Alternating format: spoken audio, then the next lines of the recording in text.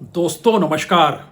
इतिहास के सबसे चरित्रहीन समाज का निर्माण हम कर चुके हैं। जिन हाथों को राष्ट्र दिया गया, जिन हाथों में राष्ट्र सौंपा गया, वो राष्ट्र का मतलब नहीं समझते हैं।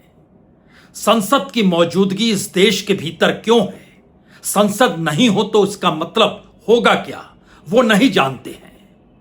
वो नहीं जानते हैं कि दरअसल समाज के भीतर अहिंसक प्रवृत्ति कैसे धीरे धीरे गायब हो गई और एक उन्मादी प्रवृत्ति कैसे हावी होती चली गई। वह देख समझ रहे हैं कि दरअसल समाज हिंसक और नफरती क्यों हो गया। वो जान समझ रहे हैं कि इस देश के भीतर लोगों की मौजूदगी और उसके होने का एहसास सिर्फ और सिर्फ उस राजनीति से जाकर जुड़ चुका है जो राजनीति अपने आप में कंगाल हो गई। इस देश की आजादी के संघर्ष से जुड़ा है इस देश का राष्ट्रगीत, जिसको लेकर इस बार संसद में एक बिल लेकर आया गया, वंदे मातरम। नेहरू का यह आकलन था। दरअसल वंदे मातरम इस देश के इंडिपेंडेंट स्ट्रगल से जुड़ा हुआ है और जन गण मन भविष्य की राह दिखलाता है। आज संसद सजी। संसद में 3 मिनट तक का गीत हुआ, राष्ट्रगीत वंदे मातरम, और उसके बाद अनिश्चित काल के लिए संसद खत्म हो गई। प्रधानमंत्री की मौजूदगी थी, गृहमंत्री की मौजूदगी थी, जो बीते 20 दिनों से संसद के भीतर या कहें सदन के भीतर कदम रख नहीं पाए थे। उसी सदन के भीतर जहां पर स्पीकर की कुर्सी के बगल में सिंगोल है और एक न्याय की परिस्थितियों के साथ इस देश को जोड़ने की कोशिश एक नई पार्लियामेंट्री इमारत के साथ बनाई गई। सिर्फ 3 मिनट पार्लियामेंट चली और फिर खत्म हो गई। कल तक इस बात का जिक्र था कि हो सकता है आखिरी दिन कोई उम्मीद, कोई आस जाग जाए, नहीं जागी। उसके बाद यह सवाल इस देश में बड़ा हो गया, क्या वाकई अब हर पन्ने को पलट लिया जाए और समझा जाए इस देश की हकीकत क्या है। और उस हकीकत को वह लोग तो जरूर जानते होंगे जिन्होंने इस देश की हकीकत में वो तमाम सच को परोसा है, उस सच को छुपाया भी है और उसके बाद प्रोपेगेंडा कहें या इस देश के भीतर सामाजिक आर्थिक परिस्थितियों में व्यापक परिवर्तन करके एक ऐसी भावनाओं के उभार के साथ खुद को जोड़ लिया जहां पर हर भावना को लगने लगा यह मौजूदा सत्ता हमारी भावना के अनुरूप है। राष्ट्र गायब हो गया। कैसे किन परिस्थितियों में यह देश आकर खड़ा हो गया है। हमें लगता है बात तो इस देश में उस संविधान को लेकर आज करनी चाहिए जिस संविधान की व्याख्या करने की ताकत इस देश के सुप्रीम कोर्ट में है। सुप्रीम कोर्ट का हाल क्या हो गया, याद कीजिए।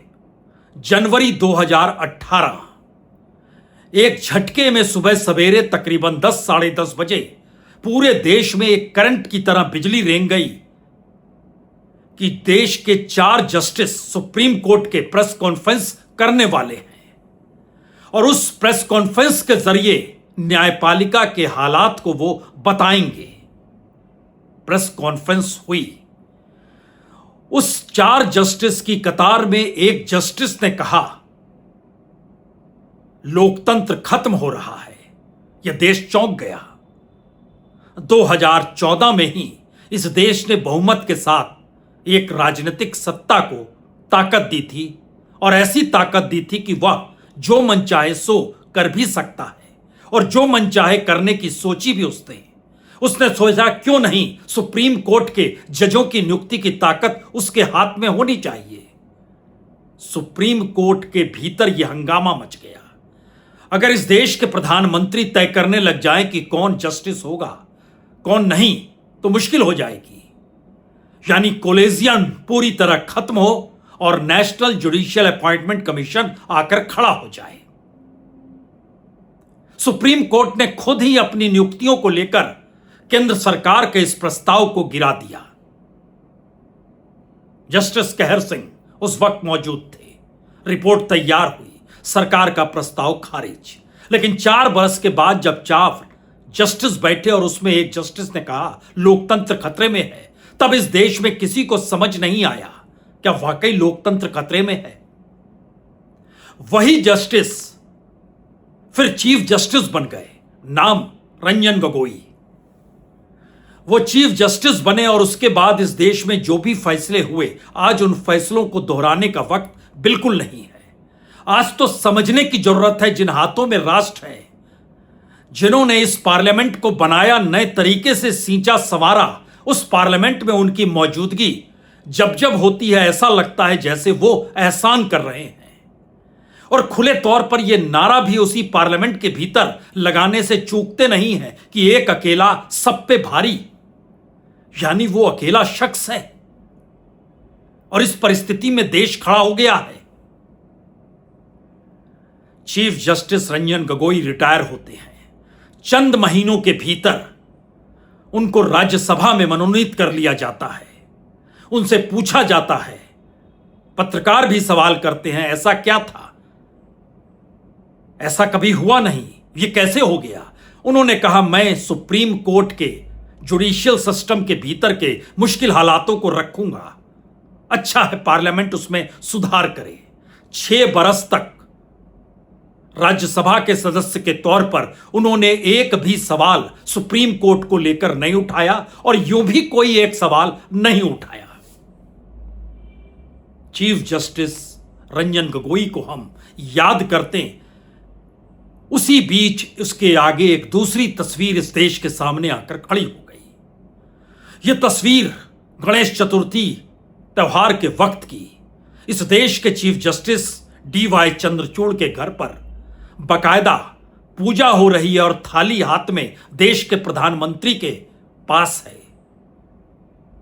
यानी देश के चीफ जस्टिस और प्रधानमंत्री दोनों पूजा कर रहे हैं। जो कॉन्स्टिट्यूशन है उसमें सेकुलरिज्म का जिक्र है, उसमें इस देश में हर धर्म आस्था का कहीं ना कहीं मान्यता देने का जिक्र है।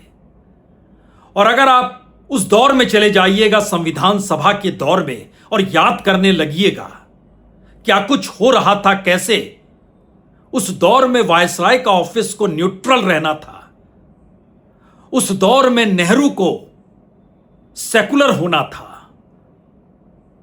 वो सारी चीजें उस दौर में क्यों कही गई, रची बसी अलग अलग तरीके से दस्तावेजों में वो कैद है और बहुत दूर उसको जाने की जरूरत पड़ने के लिए नहीं है।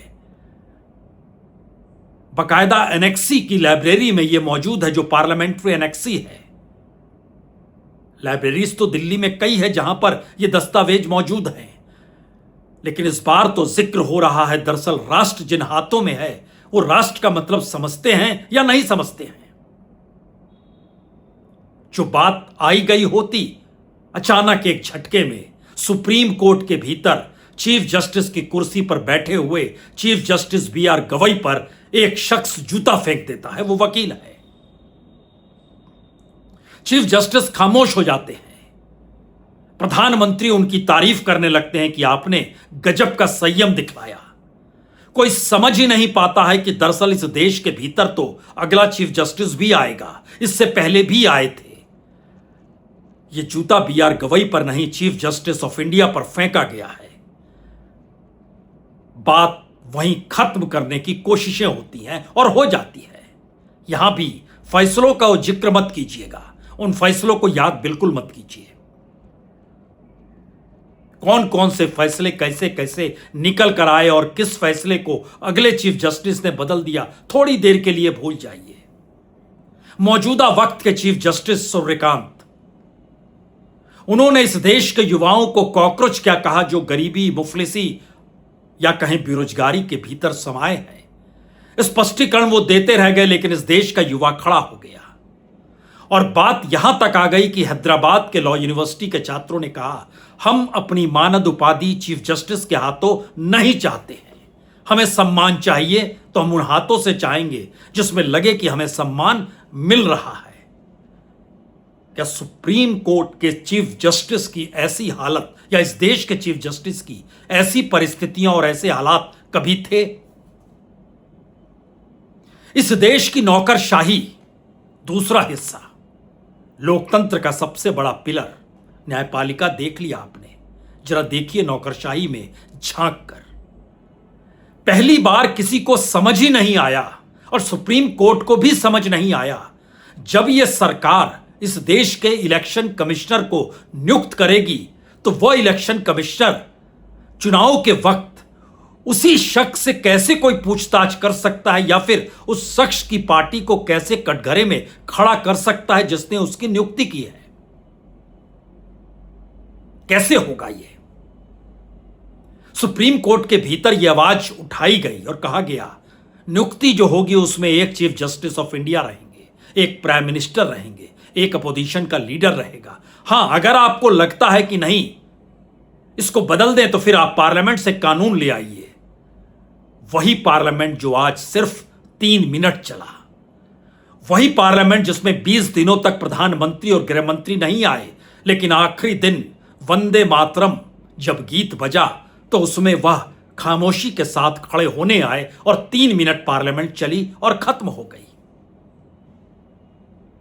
उसी पार्लियामेंट के भीतर अपनी बहुमत का ताकत दिखाया गया और इस ताकत के आश्रय उन्होंने बताया कि संसद के भीतर अगर मैथमेटिक्स आपके अनुकूल है तो फिर आप कोई भी कानून बना सकते हैं। कानून बन गया। प्रधानमंत्री रहेंगे, उनकी कैबिनेट के एक सीनियर मिनिस्टर यानी गृह मंत्री रहेंगे और अपोजिशन के लीडर रहेंगे। बहुमत के साथ नियुक्ति होगी और चीफ इलेक्शन कमिश्नर की नियुक्ति सत्ता करने लग गई, क्योंकि अपोजिशन विरोध करेगा तो उसके पास एक ही तो वोट है, बाकी तो वोट तो सत्ता के हैं। बात यहां पर खिसकती उसके साथ पहली बार, 1 बार, 2 बार, 3 बार, 4 बार इस देश की सबसे प्रीमियर जांच एजेंसी ईडी के चीफ को एक्सटेंशन दिए गए 4 बार। हर कोई नाम जान गया। संजय मिश्रा बिहार के हैं, पटना के हैं, पटना यूनिवर्सिटी से निकले हैं। मौजूदा वक्त के ईडी भी वहीं से आते हैं। उन्हीं गलियों में, पटना के राजेंद्र नगर की गलियों में वह भी रहे हैं। हमने भी उन गलियों को देखा है, बहुत वक्त वहां गुजारा है। लेकिन अभी गलियों का जिक्र नहीं है, अभी तो उन गलियारों का जिक्र है जो दिल्ली की सत्ता के गलियारों के भीतर एक खामोशी और सन्नाटा है। पार्लियामेंट आज सिर्फ 3 मिनट चली है। वंदे मातरम गीत हुआ है।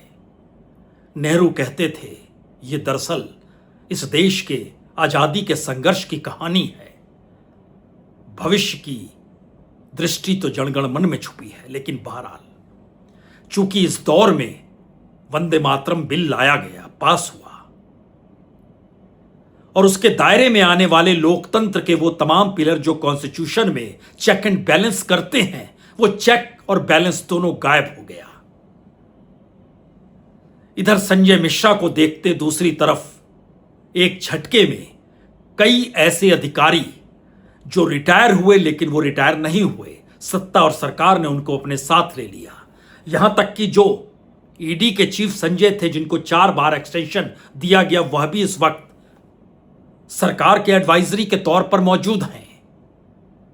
कमोवेश हर मंत्रालय के वह ब्यूरोक्रेट जिसे सरकार पसंद करती है एक्सटेंशन देती है।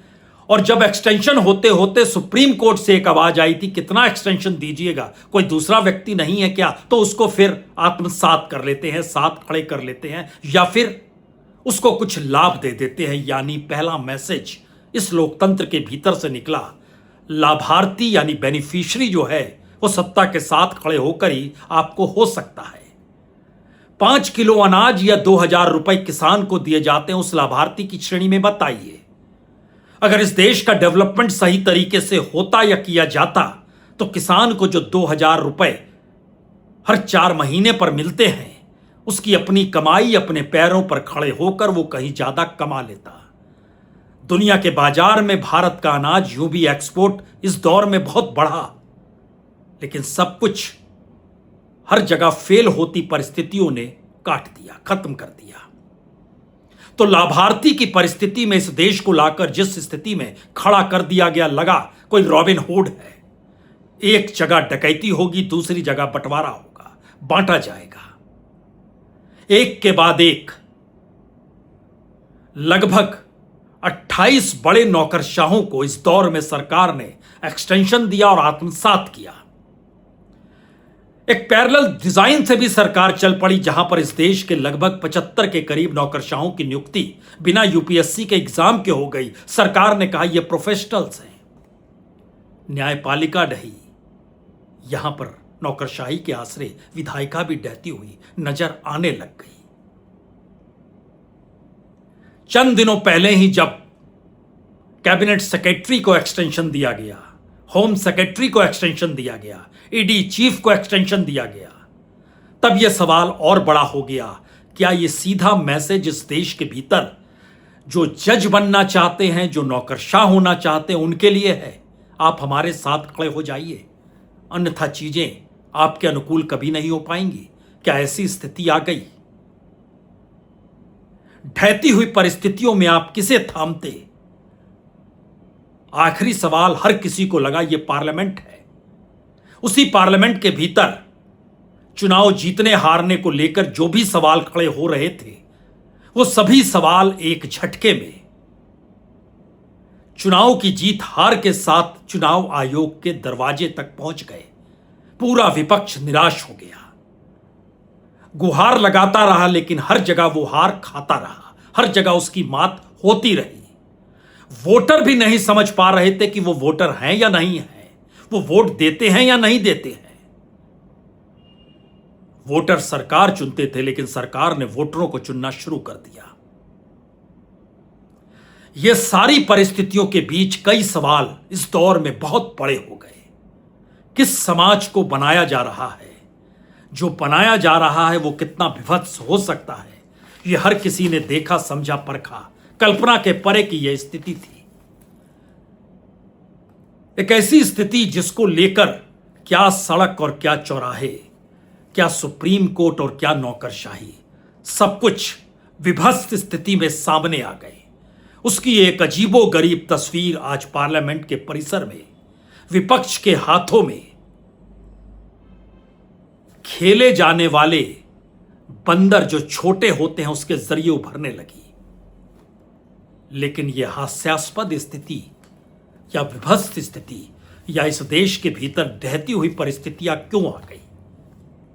देख लीजिए पहले इस तस्वीर को, फिर आगे बात होगी।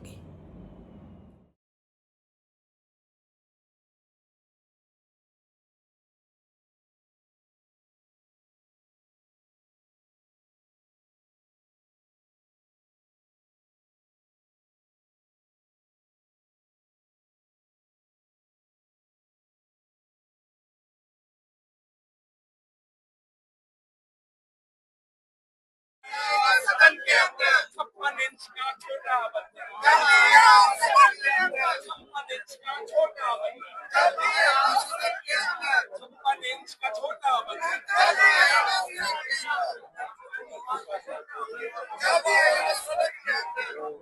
56 इंच का छोटा बच्चा। छोटा बंदर, यही कह रहा है विपक्ष। वह हो सकता है बहुत खुश हो, लेकिन इस नजारे को देख के सत्ता कहीं ज्यादा खुश होगी, क्योंकि उस सत्ता ने, जिसके हाथ में यह राष्ट्र है, जो राष्ट्र का मतलब नहीं समझते हैं, उसने तो आइडिया ऑफ इंडिया खत्म कर दिया। इस देश की इकोनॉमी खत्म कर दी, इस देश के सोशल स्ट्रक्चर को तार तार कर दिया। और पार्लियामेंट जैसी जगह पर, जहां पर एक एक भाषण के एक एक शब्द मायने रखते हैं, वो सब बेमानी हर किसी को इस देश में लगने लग गए। नेहरू का पहला भाषण ट्रस्ट ऑफ डेस्टिनी, एक एक शब्द को लेकर दुनिया में बहस हुई थी। उसे अभी भी दुनिया के सर्वश्रेष्ठ भाषणों में गिना जाता है। लेकिन यह दौर कैसा आ गया? आइडिया ऑफ इंडिया पार्लियामेंट के भीतर खत्म हो गया और बाहर निकलते निकलते वह एक ऐसी परिस्थिति में आकर खड़ा हो गया जहां एक सवाल हर किसी के जहन में होगा, क्या आप हिटलर से कह सकते हैं कि वो मानवता की दिशा में कदम बढ़ाए? क्या यह संभव है?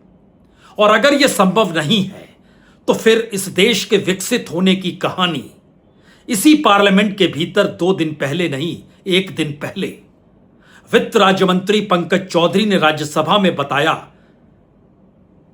कि भारत ने जिससे सबसे ज्यादा लोन लिया है उसका नाम है इंटरनेशनल मॉनेटरी फंड, और उसकी रिपोर्ट है वर्ल्ड इकोनॉमिक आउटलुक रिपोर्ट, जो बताती है कि भारत की जीडीपी इस वक्त 3.92 ट्रिलियन डॉलर है। यानी 4 ट्रिलियन डॉलर नहीं है, हमें 5 ट्रिलियन डॉलर होना है, उसके बाद हमें विकसित होना है। जी नहीं, सब चीज धराशायी है। सरकार को जब अंतर्राष्ट्रीय तौर पर अपना सच बताना होता है तो उसे बताना पड़ेगा, क्योंकि उसी आधार पर उसको कर्जा मिलता है। और उसकी वजह भारत की रैंकिंग कहां चौथी हो रही थी, चौथी से 5वीं हुई, 5वीं से अब 6ठी हो गई है, क्योंकि मौजूदा सत्ता हर जगह डरी हुई है, सहमी हुई है। उसे वाकई नहीं पता है कि अब सितंबर के महीने में जब ब्रिक्स की बैठक होगी और दिल्ली में शी जिनपिंग भी मौजूद होंगे, व्लादिमीर पुतिन भी मौजूद होंगे, तब वो क्या करेगा। और ईरान के राष्ट्रपति भी मौजूद हो सकते हैं, विदेश मंत्री तो आएंगे। उस वक्त भारत डॉलर की दिशा में भागे या ना भागे, उस वक्त करेंसी को लेकर बढ़ता हुआ संकट और आपसी एक्सपोर्ट इंपोर्ट की परिस्थितियों पर चीन और रशिया मुहर लगाना चाहेंगे, ईरान साथ में खड़ा होगा। भारत तो इस दौर में इजराइल के साथ खड़ा है, हथियार भी दे रहा है, और यह सवाल भी दुनिया में उठ रहे हैं कहीं वो हथियार गाजा और फिलिस्तीन में इस्तेमाल तो नहीं होंगे। लेकिन यह दौर बिल्कुल अलग है। अमेरिका मदद कर रहा है। अमेरिका जब विरोध करता था, हम रशिया से तेल लेते थे, उसने नकेल कसी तो फिर 100% टैरिफ लगा दिया, हम कुछ नहीं कर पाए। और शायद इसीलिए हमारी इकोनॉमी, वजह क्या है, आर्थिक विकास ठहरा हुआ है। हमारा डॉलर को लेकर एक्सचेंज रेट एकदम हाईएस्ट पे है। जो कीमतों में उतार चढ़ाव है उस पर सरकार की कोई बंदिश, कोई नजर है ही नहीं। इस देश का जो नेशनल अकाउंट में जो लगातार बदलाव के बाद बदलाव हो रहा है, उसने भारत की स्थिति नाजुक कर दी है। लेकिन सरकार तो खुश है। इसी पार्लियामेंट में 1, 2, 3, 4, 5 मिनटों के भीतर उसने हर 10 बिलों को पास कराया है। जो वंदे मातरम का गीत था उसको पास कराने में सिर्फ 1 मिनट लगा। Prevention of insult of national honour यह बिल था, पास हो गया। टैक्सेशन को लेकर बिल था, 3 मिनट में पास हो गया। बैंकर्स बुक एविडेंस था, 3 मिनट में पास हो गया। Registration of birth and death 2 minute में पास हो गया। एमएसएमई डेवलपमेंट 3 मिनट में पास हो गया। ट्रिब्यूनल रिफॉर्म 4 मिनट में पास हो गया। केरल का नाम बदलेंगे, 2 मिनट लगे। कोऑपरेटिव डेवलपमेंट कॉरपोरेशन 4 मिनट में पास हो गया।